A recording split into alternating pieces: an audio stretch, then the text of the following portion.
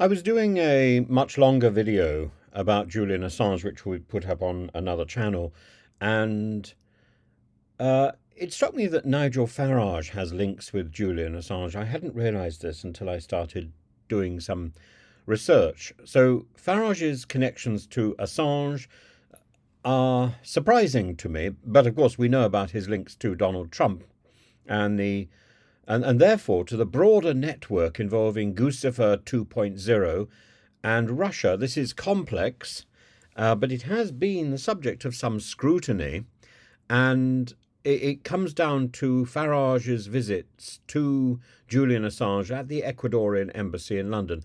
And this visit raises questions about, because of the timing, Farage's prominent role in the Brexit debate and his support for Donald Trump.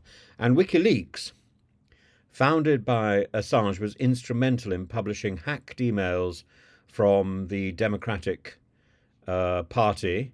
And these emails were provided by Guccifer 2.0, a concept, a persona, an identity linked to Russian intelligence operatives. So simply the combination of the Trump, the Assange, and the Russian connection puts a serious shadow over Farage. Russian connection, what is the other Russian connection? Russia Today.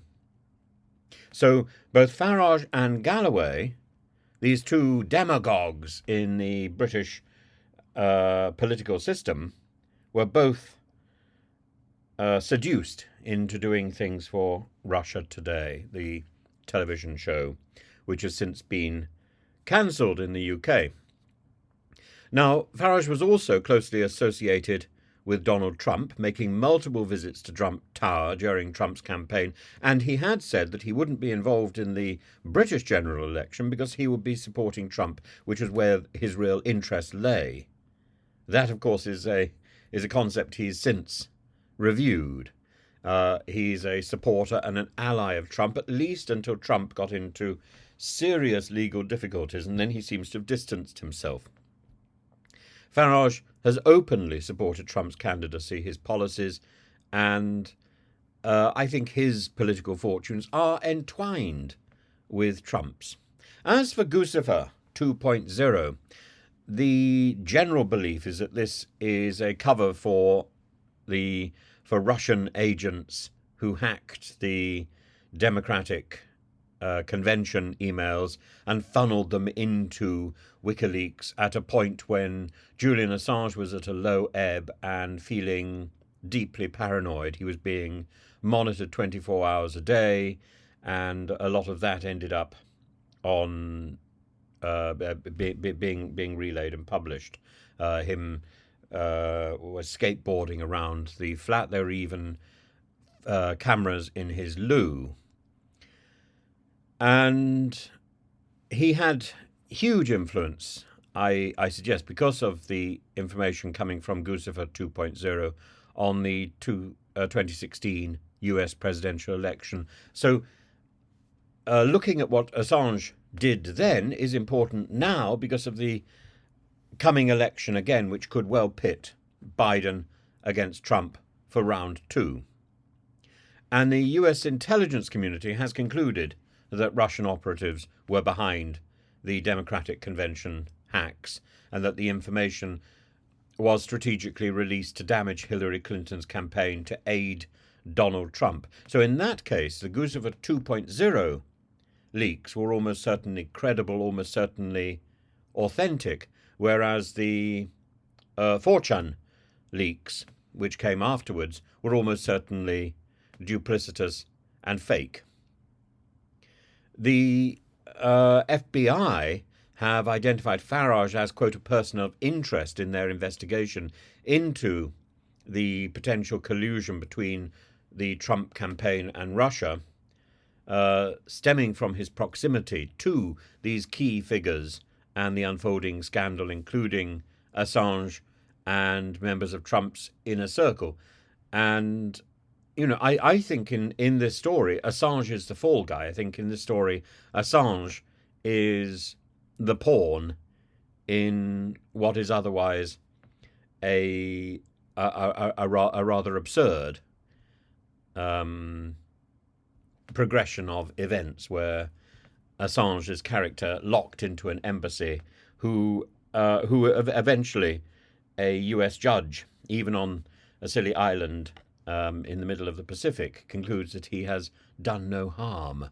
Well, 14 years of doing no harm, incarcerated in a high security prison in Britain without being charged, to have his sentence endlessly lengthened, extended. This is the stuff, surely, that is closely paralleled by the incarceration of Alexei Navalny. In the case of Assange, he didn't die in prison, but I don't think that makes the British system, however manipulated by others, look any better. And Farage is right at the heart of this story, like a maniacal spider. I remember the line. Do you remember the line in The Sound of Music where the Baron tears down the Nazi flag, and the children refer to it as an ugly black spider? Well, Farage is at the centre of this story. I don't think he is as influential as I'm sure he would like to feel he is, but Farage's method is to indulge other people's insanity rather than to take credit for it, rather than to utter the insanity himself. He simply indulges other people's.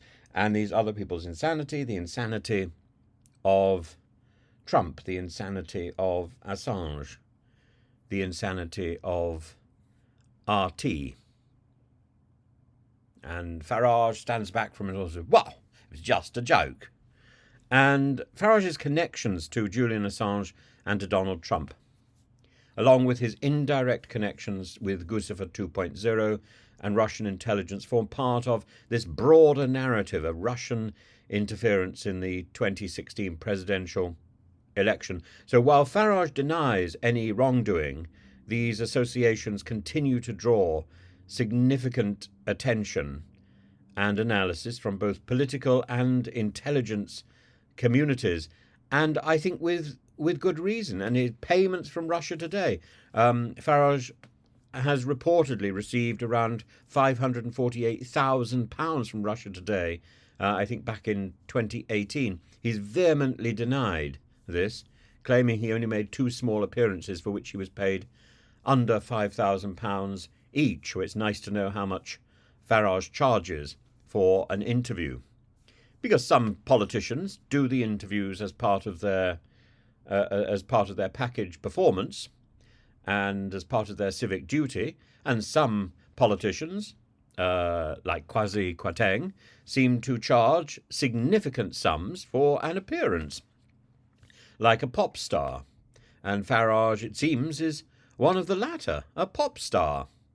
And I find that worrying. Also, of course, his funding from Aaron Banks, major donor to the Leave EU campaign. But he also had multiple interactions with Russian officials in 2016, and Banks provided significant financial support to Farage, including funding his lifestyle post-Brexit. And this has raised questions about Farage's awareness of Banks' Russian connections.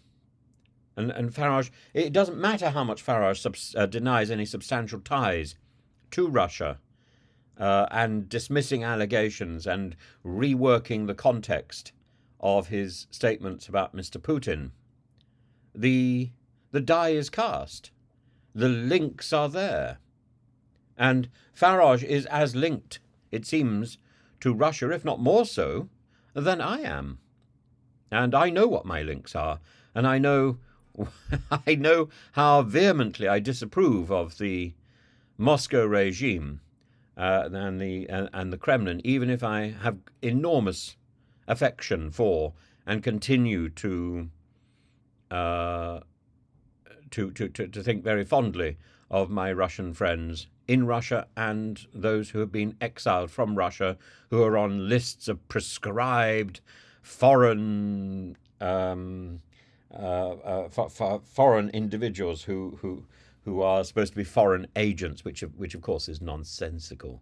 But Russians, whether they are in Russia or whether they are abroad, carry Russia in their heart. They are deeply, deeply patriotic, but that doesn't mean they are supportive of Putin's regime, and I think that's an important